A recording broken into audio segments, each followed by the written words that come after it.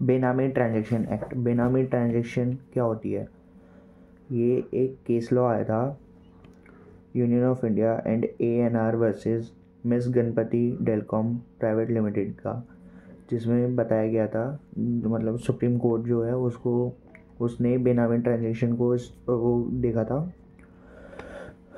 और बताया था कि ये अनक्लेम्ड प्रॉपर्टी होती है, ठीक है, किसी के नाम पे है या किसी दूसरे बंदे के नाम पे होगी। फिर उसके बाद फिक्टिशियस पर्सन के नाम पे हो सकती है। फिक्टिशियस पर्सन वो होता है कि जो एग्जिस्ट ही नहीं करता। अब उसके बाद फिर था कि पर्सन इज ऑनिंग और डिक्लेमिंग द प्रॉपर्टी। भाई मेरे नाम पे है, मेरे को पता नहीं है, मैं बोलूँगा नहीं सर मेरी नहीं है। उसके बाद है फिर not able to prove the source of fund. मैंने कहीं से प्रॉपर्टी खरीद ली, वो जो प्रॉपर्टी है इसके लिए पैसे कहाँ से आए, वो अगर मैं प्रूव नहीं कर पाया तो वो बेनामी हो जाएगी। जैसे मान लो मेरा कोई धंधा है, ब्लैक मार्केट में माल बेचता हूँ। अब उससे है कि मैंने 100 करोड़ रुपए कमा लिए, उस 100 करोड़ से मैंने एक प्रॉपर्टी ले ली, बताऊँगा नहीं ना, तो वो है।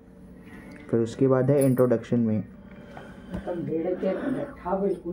हाँ वो कंपल्सरी एक्विजिशन है, ठीक है, कि गवर्नमेंट आपकी प्रॉपर्टी जब्त कर लेगी, फिर उसके बाद उसमें कोई कंपनसेशन नहीं देगी। और जो डिपॉजिटरीज होती हैं वो एग्जम्प्टेड होती हैं, जैसे कि NSDL और CDSL, ये दो ही डिपॉजिटरीज हैं इंडिया में जो आपकी एग्जम्प्टेड है। क्योंकि आप किसी लाइक आपके बैंक, आपने अपना डीमैट अकाउंट खोला और वो डीमैट अकाउंट आपका बैंक में है, बैंक आपके बिहाफ पे शेयर्स लेता है, तो अब आपके जैसे कितने होंगे उसके पास, तो वो बैंक के नाम से शेयर्स जाते हैं। फिर वो कंपनी के पास इतने बैंक के नाम से नहीं आएगा, वो डिपॉजिटरीज के पास जाएगा, डिपॉजिटरीज के नाम पे शेयर होते हैं, फिर वो ऐसे चलता है। फिर उसके बाद है कि जो अपने रिलेशंस हैं, फ्यू रिलेशंस, उसमें आप एग्जम्प्टेड हो कि वाइफ हो गई, अनमैरिड डॉटर हो गई, आपका ये सन हो गया, या फिर फादर हो गए, आप ऐसे कर सकते हो उनके लिए। देन है पार्टीज इन्वॉल्व इन बेनामी ट्रांजेक्शन। आपके दो पार्टीज इन्वॉल्व होती हैं बेनामी ट्रांजेक्शन में। पहली होती है कि पहला बंदा जिसने पैसे दिए हैं वो होगा बेनिफिशियल ओनर। अगर मैंने मेरे भाई के नाम पे प्रॉपर्टी ली है तो वो जो पैसे मैंने दिए, मैं हो गया बेनिफिशियल ओनर, और मेरा भाई हो गया बेनामीदार क्योंकि उसके नाम पे प्रॉपर्टी है। और अब मैं भाई की जगह फिर मान लो मेरा ड्राइवर है, मैंने ड्राइवर के नाम पे प्रॉपर्टी ले ली क्योंकि भाई तो इसमें है ना एग्जम्प्टेड में। मैंने ड्राइवर के नाम पे प्रॉपर्टी ले ली और उसको बोला कि भाई फ्यूचर में तेरे को प्रॉपर्टी दूँगा, मतलब जो जब भी मैं प्रॉपर्टी बेचूंगा तो तेरे को पैसे दे दूँगा उसमें से। भाई बड़ा टफ है यार खुद को पढ़ाना। फिर उसके बाद है कि ये एक्ट आया क्यों था? ये एक्ट इसलिए आया था ताकि जो भी इनएडिक्वेट बेनामी ट्रांजेक्शन्स होती है, लाइक कोई गलत काम से पैसा कमा रखा है, उससे आपने कोई प्रॉपर्टी ली है या बाकी चीज़ें, तो उसके लिए है ये। फिर उसके बाद है इसमें एक अमेंडमेंट आई थी 2016 में कि सेक्शन 3 के अंदर जो पहले था कि आपको सिर्फ एक साल की आपको वो मिलेगी पनिशमेंट, और उसमें कुछ फ़ाइन लगता था बस, या फिर दोनों लगेंगे। अब है कि आपको 1 से 7 साल की पनिशमेंट भी लगेगी। और जो प्रॉपर्टी की वैल्यूएशन है, अगर मैंने 100 करोड़ का बंगला ख़रीदा है तो उस प्रॉपर्टी पे गवर्नमेंट उसको कब्जा लेगी, फिर उसका 25% कितना हो गया, 25 करोड़, तो वो फिर गवर्नमेंट आपसे उल्टा लेगी, ना कि आपको कुछ देगी। फिर उसके बाद है सेक्शन 3 में, हाँ, तो इसके सेक्शन 3 में यही बताया गया कि जो पनिशमेंट है वो रिग्रीशियस पनिशमेंट होती है, 1 से 7 साल की होगी, और चक्की पीसिंग वाला है काम। और 25% तो अभी बताया ही है।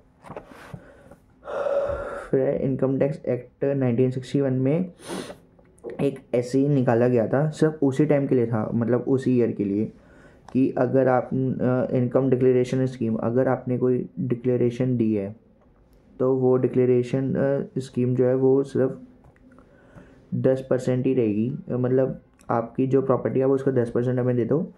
अगर 100 करोड़ की है तो कितना हो गया, 10 लाख, 10 लाख आप हमें दे दो और हम आपकी उसको जब्त नहीं करेंगे। फिर उसके बाद एक और आई थी, इसमें था कि अगर आप अपनी बेनामी ट्रांजैक्शन को, जो प्रॉपर्टी अगर आप उसको डिस्क्लोज़ कर देते हो तो उसके बाद फिर जो स्कीम है उसमें भी आपका वो इम्यूनली अंडर बेनामी ट्रांजैक्शन, मतलब benami property, then if any person has declare his benami property then get immunely under benami transaction act.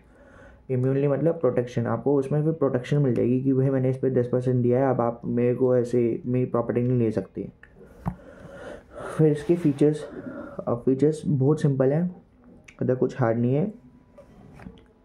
बेनामी ट्रांजैक्शन की वो आ जाएगी आपकी डेफिनेशन। फिर उसकी एक्सक्लूजन में है कि आपके जो रिलेटिव्स हो गए बट मैरिड डॉटर नहीं आएगी। फिर उसके बाद वैसे लाइक जो भाई ये लड़की का हस्बैंड होता है यार, क्या बोलते हैं उसको, ससुर नहीं, वो तो जो भी होता है भाई, समझ जाओ ना यार। फिर उसके बाद था state consequences of entering in बेनामी ट्रांजेक्शन। अगर आपने बेनामी ट्रांजेक्शन में घुस गए हो तो उसको कैसे आप फिर उसके बाद फिर कैसे उससे निकलना है या उसके कॉन्सिक्वेंसेस क्या क्या होंगे। जैसे कि आप बोलते हैं कि आपको क्या बोलते हैं, हाँ, अगर आप इसमें घुस गए हो बेनामी ट्रांजैक्शन में तो आपकी प्रॉपर्टी जब्त हो जाएगी। फिर उसके बाद है laid down procedure for acquisition by authority. Authority तो एक ही है, सेंट्रल गवर्नमेंट। अब वो आपकी कैसे प्रॉपर्टी ले लेगी और कैसे कब्जा करेगी वो उसमें बताया जाएगा। फिर उसके बाद है पावर ऑफ डेपिस। डेपिस शॉर्ट फॉर्म है, सर ने बताया था। डेपिस का मतलब है कि ये किसी भी लॉ में, कोई भी लॉ हो, चाहे वो आईपीसी हो, चाहे सीआरपीसी हो, चाहे कोई और लॉ हो, सब में कॉमन है। और कॉमन में क्या है कि जो अथॉरिटीज़ होती हैं वो डिस्कवरी और प्रोडक्शन ऑफ डॉक्यूमेंट कर सकती है। मतलब कि आपके डी से है कि discovery and production of documents, जो भी आपने प्रोडक्ट्स लाइक जो भी डॉक्यूमेंट्स है आप वो टाइमली उस पर दिखा सकते हो कि भाई इतना टाइम दिया आपको 1 हफ्ते में, 1 महीने में या 4 महीने में आपको अपने डॉक्यूमेंट्स ला के सबमिट करने एज अ प्रूफ।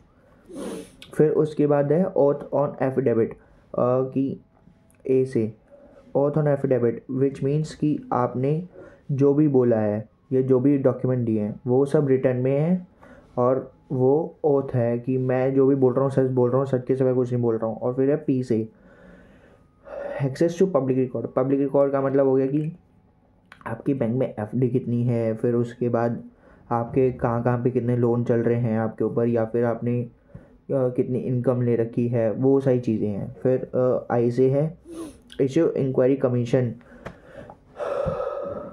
ये थोड़ा वो है कि अब आपके ऊपर इंक्वायरी बैठेगी और बैठती भी है, सबको पता है। फिर उसके बाद है someone and enforcing of attendance. इससे इसका मतलब है कि जब आपकी इंक्वायरी हो जाएगी, जब आपके ऊपर इंक्वायरी बैठेगी तो फिर आपको लोग समन करेंगे, मतलब जो कोर्ट है वो समन करेगी, बुलाएगी अपने पास, ठीक है। और फिर डेपिस के बाद था सर्विस ऑफ नोटिस कि नोटिस कैसे आएगा, अब बाय पोस्ट आएगा या फिर और किस किस को आएगा। और वो आएगा इनको, यार क्या होता है ये, जैसे कर्ता हो गए, ठीक है, और बाकी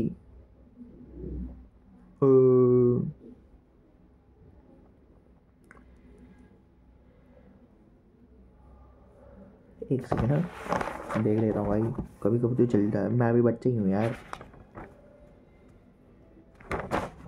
आ गया छोड़ो अभी। फिर उसके बाद है कि आपको गुड फेथ ऑफ डिफेंस दिया जाएगा कि आपने जो भी अभी करा है वो चीज़ें आपने गुड फेथ में गई है, मतलब कि कोई बेनामी चीज़ नहीं करा, वो आपको प्रूफ देना पड़ेगा उसका। फिर उसके बाद है special establishment of special courts.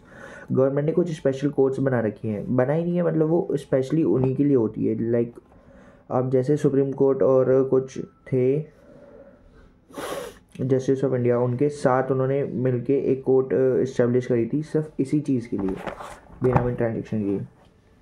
फिर आपके सेक्शन 2 में आती हैं 12 डेफिनेशंस, और सेक्शन 2 क्लॉज 5 से स्टार्ट होती है, सेक्शन 2 क्लॉज 8, फिर 9, फिर उसके बाद आगे नहीं लिखी क्या,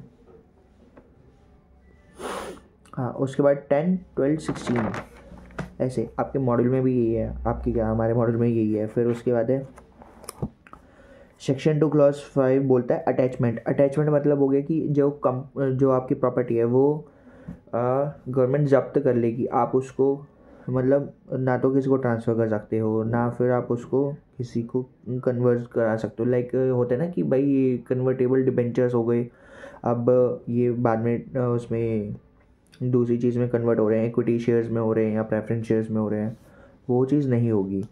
फिर उसके बाद है आप इसका डिस्पोजिशन नहीं कर सकते कि भाई मैं बेच देता हूँ या इसको लीज़ पे दे देता हूँ किसी को, रेंट आता रहेगा, वो भी नहीं होगा। फिर उसके बाद आता है मूवमेंट। आप मतलब ऐसा है कि अपना गिफ्ट दे दिया किसी को कि सर मेरे पास तो प्रॉपर्टी नहीं है, मतलब थी वो हो गया काम उसका, ढूंढ लो। उसके बाद है section 8 clause section 2 clause 8, sorry my bad, बोला नहीं आता भाई कभी कभी। तो उसमें है कि बेनामी property which is subject matter and proceed from such property. Proceed from such property, अब मैंने आपको एक एग्जांपल दिया था कि 100 करोड़ आए थे मेरे पास, कैसे आए नहीं पता, तो मैंने उससे 100 करोड़ का फार्म हाउस ख़रीद लिया। अब उस फार्म हाउस से मैंने पैसे मतलब उसको रेंट पे चढ़ा दिया। अब मेरे को साल का अगर मान लो 5 करोड़ रेंट आ रहा है, 40 लाख रुपये महीना, तो अब मैं उसका कैसे यूज़ करूँगा, उसको एफडी में डाल दिया, एफडी पे इंटरेस्ट आ रहा है। अब जो इंटरेस्ट आ रहा है ना, वो इंटरेस्ट ये है कि उस चीज़ को, हाँ तो सारी की सारी चीज़ें, वो 100 करोड़ का जो फार्म हाउस लिया था वहाँ से लेके जो इंटरेस्ट आ रहा है, जो रेंट हो गया, फिर उसके बाद उसकी एफडी कराई, एफडी पे इंटरेस्ट आ रहा है, ये सारी चीज़ें एक से एक सब बेनामी मानी जाएगी। फिर उसके बाद था सेक्शन 2 क्लॉज 9, बेनामी ट्रांजैक्शन में क्या क्या होता है। जैसे ट्रांजैक्शनल अरेंजमेंट हो गया, अब मान लो कि consideration by 1 person pass on but transfer in favour of other. मैंने आपको ड्राइवर का एग्जांपल दिया था, सर ने भी मेरे को एग्जांपल से बताया था कि अगर एक बंदे ने अपने किसी और के नाम पे ले लिया प्रॉपर्टी, पैसे खुद दिए हैं, तो वो इसमें आएगा। फिर उसके बाद है या property held for any benefit. अब वो बेनिफिट क्या क्या हो सकते हैं, डायरेक्ट हो सकता है, इनडायरेक्ट हो सकता है, फ्यूचर हो सकता है और इमीडिएट हो सकता है। कि भाई मैंने ना प्रॉपर्टी ले लिया, मैं जब इसको बेचूंगा तेरे को सीधा पैसे दे दूँगा, ऐसे कर सकते हैं। या फिर ऐसे भी कर सकते हैं कि अब जो प्रॉपर्टी है मैं इसको रेंट पे चढ़ाऊँगा, तो जो भी रेंट आएगा वो तू ले लियो या हाफ हाफ कर लेंगे, ठीक है। फिर उसके बाद है इमीडिएट, मैंने प्रॉपर्टी ख़रीदी, आगे महंगे में बेच दी, जो भी पैसा आया उसका थोड़ा % तू ले लियो, कि भाई पैसे मेरे, मैं क्यों दूँ तेरे को इतने, ठीक है। फिर उसके बाद था फ्यूचर, कि जब आगे कभी भी बेचूंगा या कभी भी उसको बनाऊंगा या जो भी होगा उसमें से कुछ % तेरा। फिर उसके बाद है ट्रांजैक्शन इन फिक्टिशियस नेम, ऐसे बंदे के नाम पे प्रॉपर्टी बना दी है, मतलब ऐसे बंदे के नाम पे कागज़ कर दिए जो है ही नहीं। जैसे सर ने एक एग्जांपल दिया था रचित वोहरा करके, सर है अमित वोहरा सर, और उन्होंने बताया कि रचित वोहरा, मतलब कि वो कोई बंदा नहीं है, उन्होंने ऐसी नाम दिया और उसके नाम पे कागज़ करा दिए। अब ढूंढने से भी नहीं मिलेगा, तो वो प्रॉपर्टी भी बेनामी मानी जाएगी। उसके बाद है ऑनर अनअवेयर और डिनाइज सच ऑनरशिप।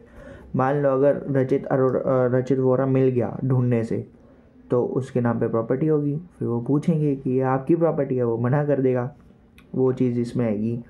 फिर एक और था कि जहाँ पे ट्रांजेक्शन जो है वो अननोन होती है। अननोन मतलब जो है वो अनट्रेसेबल है। अब भाई मेरे पास 100 करोड़ कैसे आए, मैं कैसे बताऊँ आपको कि मैंने गांजा बेच के कर दिया था काम। ये सर ने एग्जाम्पल ही दिया था। हाँ, फिर इसमें एग्जम्पशंस भी हैं कुछ। अब एग्जम्पशंस में है कि कर्ता हो गया, ठीक है, को पार्टनर हो गए, वो तो पता ही है ना, HUF के जो होते हैं। फिर उसके बाद है फिड्यूशरी कैपेसिटी में जो होते हैं, जैसे ट्रस्टी हो गए, पार्टनर्स हो गए आपके। पार्टनर्स में भी दो हैं कि इंडियन पार्टनरशिप एक्ट 1932 और LLP एक्ट 2008, ये दो हैं। फिर उसके बाद आएगा आपका डायरेक्टर्स में LLP, जो सॉरी माय बैड भाई, कट लगा दी उस पर यार। हाँ, तो जो डायरेक्टर्स है ना उसमें मतलब कंपनी की जो प्रॉपर्टी है वो डायरेक्टर्स के नाम पे है, वो चलेगा। फिर अपने अपने स्पाउस के नाम पे, मतलब वाइफ के नाम पे ले लिया, बच्चों के नाम पे ले लिया, ऐसे कर सकते हैं। या फिर जॉइंट पार्टनर्स भी होते हैं। अब मान लो मैं और मेरा भाई है, हम दोनों ने मिलके एक प्रॉपर्टी ले ली, तो हम दोनों जॉइंट पार्टनर हो गए। मैंने और पापा ने मिलके एक प्रॉपर्टी ले ली, जॉइंट पार्टनर हो गए। मम्मी पापा ने मिलके एक प्रॉपर्टी ले ली, वो जॉइंट पार्टनर हो गए। ऐसे ही जॉइंट पार्टनर होता है। फिर उसमें आता है लीगल एसेडेंट और लीगल डिसेडेंट। लाइक पापा थे, पापा ने कुछ पैसे लगाया, दादाजी ने कुछ पैसे लगाया, बन गए, मतलब प्रॉपर्टी ले ली। अब ऐसा भी होता है कि दादाजी ने प्रॉपर्टी ली, ठीक है, उसमें कुछ परसेंट मैंने दिया, मैंने, ना कि पापा ने, तो वो आएगा लीगल डिसेंडेंट्स, ऐसे समथिंग। मेरे को इतने अच्छे से नहीं पता है, बाकी आपको एक बार लेक्चर रेफर करना पड़ेगा, मैं बहुत शॉर्ट में बता रहा हूँ भाई। इन डिटेल चाहिए तो सर के उस पर जाना। फिर है प्रॉपर्टीज़। अब इसमें एक और चीज़ है कि जो प्रॉपर्टी सेक्शन 53A ऑफ टोपा एक्ट, मतलब ट्रांसफ़र ऑफ प्रॉपर्टी एक्ट में आती है, वो चीज़ है वो इसमें एग्जम्प्टेड होती है। अब वो चीज़ क्या है, मैं ऐसे बता देता हूँ। एक सेलर था, उसने बायर को प्रॉपर्टी सेल करी। अब सारी चीज़ें हो गई हैं कि भाई अपनी उसने NOC मतलब अपनी डीड दे दी है, ठीक है, पोजीशन दे दी है, प्रॉपर्टी के कागज़ भी दे दिए हैं, ठीक है, कंसेंट भी दे दिया अपना कि भाई मैं प्रॉपर्टी सेल कर रहा हूँ, मेरे को पैसे मिल गए हैं, बाकी सारी चीज़ हो गई। बस अब उसका रजिस्ट्रेशन बचा हुआ है, जो रजिस्ट्रार के पास जाके कराते हैं कि ये प्रॉपर्टी अब इसके नाम पे। वो चीज़ है, उसका 4 महीने का टाइम पीरियड होता है, तो वो चीज़ वो बाद में भी करवा सकते, तो वो इसमें बेनामी में नहीं आएगी। फिर उसके बाद है सेक्शन 2 क्लॉज 10, सेक्शन 2 क्लॉज 12 और सेक्शन 2 क्लॉज 16, ठीक है। ये 3 सेक्शन है, साथ में चलते हैं, पर इसमें जो सेक्शन 2 क्लॉज 10 और सेक्शन 2 क्लॉज 12 है, ये उसमें एक साथ है। जैसे बेनामीदार और बेनिफिशियल ओनर। बेनामीदार वो हो गया जिसके नाम पे प्रॉपर्टी है, मेरे ड्राइवर के नाम पे प्रॉपर्टी थी। फिर उसके बाद है बेनिफिशियल ओनर, मैंने पैसे दिए हैं तो अभिनव बनेगा उसका बेनिफिशियल ओनर। फिर है section 2 clause 16 fair market value FMV। इसमें ये होता है कि जो भी प्राइस है वो मार्केट वैल्यू पे होता है। अब मान लो कि उस प्रॉपर्टी का भाई जो प्राइस है वो अनसर्टेन है, कुछ भी चीज़ हो सकती है कि नहीं पता मेरे को क्या प्राइस हो सकता है, ठीक है। तो अब उस चीज़ को कैसे वैल्यूएशन लाएंगे, उसके लिए कंपनीज एक्ट 247 में दिया हुआ है, सेक्शन 247 में दिया हुआ है कि एक रजिस्टर्ड वैल्यूअर होता है या फिर वैल्यूअर पैनल होता है पूरा, जो सेंट्रल गवर्नमेंट के अंडर आता है, वो बना के आपको देंगे। तो जो भी वो वैल्यूएशन निकालते हैं, वो वैल्यूएशन पे आपको अपना प्रॉपर्टी को सेल करना होगा, ठीक है। फिर उसके बाद है सेक्शन 3 प्रोहिबिशन ऑफ बेनामी ट्रांजेक्शन। ये है वो चीज़ जिसके लिए हमें बचना है, मतलब जिससे हमें बचना है। तो इसमें था कि अगर आपने कोई अमेंडमेंट ली है, ठीक है, तो उसमें जो भी पर्सन है वो बेनामी ट्रांजेक्शन में पहले, अमेंडमेंट से पहले जो थी वो था कि बेनामी ट्रांजेक्शन में आया तो बस आपको 1 से लेके 3 साल के बीच में जेल होगी, या फ़ाइन लगेगा या फिर दोनों लग सकते हैं। अब है जो अमेंडमेंट के बाद आया कि आपको रिग्रेस, ये होता है ना, हाँ, रिग्रेस इम्प्रिजमेंट होगी, जिसमें होता है कि आपको 1 से लेकर 7 साल तक की जेल हो सकती है आपको, और उसमें आपको मेहनत कराएंगे। कुछ वैसे नहीं है कि भाई बस पड़े रहो खाते रहो, ऐसा कुछ नहीं होगा, उसमें मेहनत कराएंगे। मतलब जेल वो बोलते हैं ना कि पत्थर तोड़ते हैं, वही वाला काम होगा। फिर और ऊपर से 25% फाइन भी लगेगा प्रॉपर्टी का।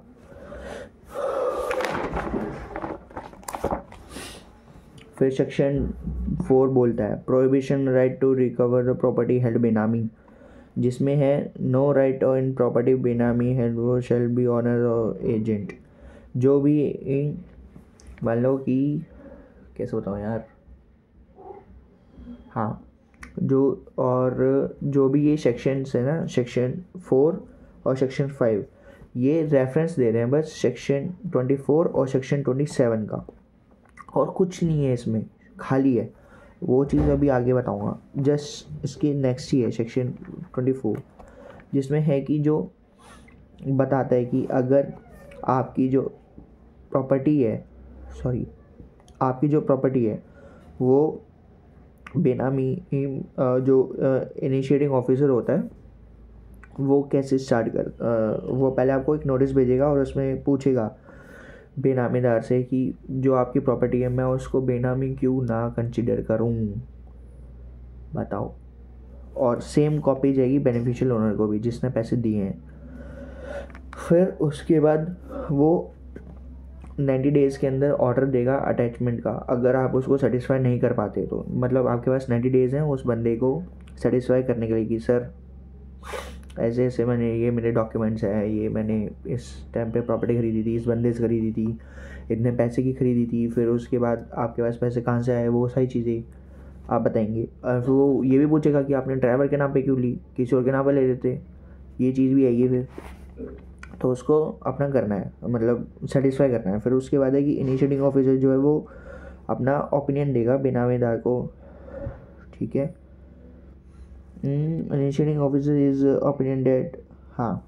तो अब इनिशिएटिंग ऑफिसर के ऊपर है कि अगर आप उसका अच्छे से वो करते हो, क्या बोलते हैं, कि आप उसको अच्छे से सेटिस्फाई करते हो तो वो छोड़ देगा, और प्राइवेट अप्रूवल भी लेगा अटैचमेंट से पहले की जो अथॉरिटीज़ होती हैं कि सर ये ऐसे प्रॉपर्टीज़ हैं, ये इन्होंने सेटिस्फाई नहीं करा, आप मेरे को ऑर्डर दीजिए, मैं इनको बंद कराता हूँ। फिर नेक्स्ट आएगा made inquiry call and record evidence. अब जब आपकी प्रॉपर्टी अटैच हो गई, आप ना तो उसको ट्रांसफ़र कर सकते हो, ना ही कहीं और दे सकते हो, ना ही उसको डिस्पोज कर सकते हो, ना ही गिफ्ट कर सकते हो।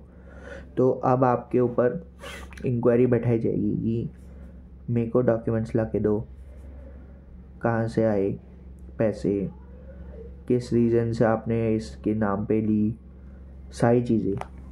फिर अगर वो तब भी सेटिस्फाई नहीं होता है तो उसके विद इन 15 डेज़ के अंदर वो आपकी प्रॉपर्टी को एडजुडिकेटिंग अथॉरिटी उसमें भेज देगा, जो सुपीरियर अथॉरिटी होती है उसके अंदर, और स्टेटमेंट ऑफ केस बना के भेजता है कि सर ये प्रॉपर्टी ये थी, इसके नाम पे थी, इसके नाम पे इन्होंने कोई ऐसे ले ली, कोई प्रूफ नहीं बताया, पैसे सोर्स ऑफ फंड नहीं बताया कि कहाँ से आया, ये सारी चीज़ें। फिर उसके बाद सेक्शन 25, और ये जो अभी बताया notice and attachment of property, ये है सेक्शन 24। भाई मैं अपने लिए कर रहा हूँ, आप खुद देखना है, आप सर के लेक्चर रेफ़र करिएगा प्लीज़, मैं इसलिए क्योंकि मैं बाद में इसको अपलोड करके 2x पे देखूँगा, मेरे को इतना कुछ नहीं है कि व्यूज़ आ रहे नहीं आ रहे हैं। फिर उसके बाद था सेक्शन 25, जो बताता है कि manner of service of notice. मैंने बोला था ना कि मैं आगे बताऊंगा कि कैसे आता है, वो ये है आइदर बाय पोस्ट जाएगा और समन जाएगा कोर्ट का, जिसमें अथॉरिटी का नेम होगा, ठीक है, कि जो एजेंट है उसका आएगा कि इस बंदे ने भेजा है। फिर उसके बाद है कि इस पर्सन के अगेंस्ट आया है, होता है ना कि बेनिफिशियल ओनर और बेनामीदार, इन दोनों के नाम पे समन निकलेगा, दोनों को इस डेट और टाइम पे भी आना है, फिर उसके बाद कहाँ आना है, ठीक है। और जो अथॉरिटी होती है उसके साइन और स्टैम्प लगे होंगे। फिर उसके बाद है रेफ़र टू, फिर और ये किन किन को जा सकता है, रेफ़र टू इंडिविजुअल और HUF का करता। जो इंडिविजुअल हो गया, लाइक मैं हो गया, मेरा ड्राइवर हो गया, ऐसे ही। अब मान लो कि हमारा कोई फैमिली बिजनेस है, हम HUF में आ रहे हैं तो पापा के पास आएगा फिर समन। फिर उसके बाद है कि फर्म के जो पार्टनर्स हो गए। फिर उसके बाद है कंपनी प्रिंसिपल ऑफिसर्स जो होते हैं, जैसे कि आपके की मैनेजर पर्सन बोल सकते हो एक टाइप से, डायरेक्टर्स हो गए और बाकी ऐसे ही। फिर उसके बाद था अदर ऑक्यूपायर वो हो गया, लाइक मैंने खुद प्रॉपर्टी ले रखी है, किसी और के नाम पे है, और चल अभी वहाँ उसकी देखभाल कोई और कर रहा है। मैंने एक फैक्ट्री ली, फैक्ट्री पे मैंने पैसे दिए, मेरे ड्राइवर के नाम पे है, और हमने एक मैनेजर रख रखा है, तो मैनेजर भी आएगा, फैक्ट्री का ऑनर भी आएगा, मतलब मैं, और जिसके नाम पे फैक्ट्री है वो भी, हम तीनों लोग आएंगे। फिर है सेक्शन 2 और सेक्शन 26। अभी यार बहुत बात। और सेक्शन 26 बोलता है कि एडजुडिकेशन ऑफ बेनामी प्रॉपर्टी।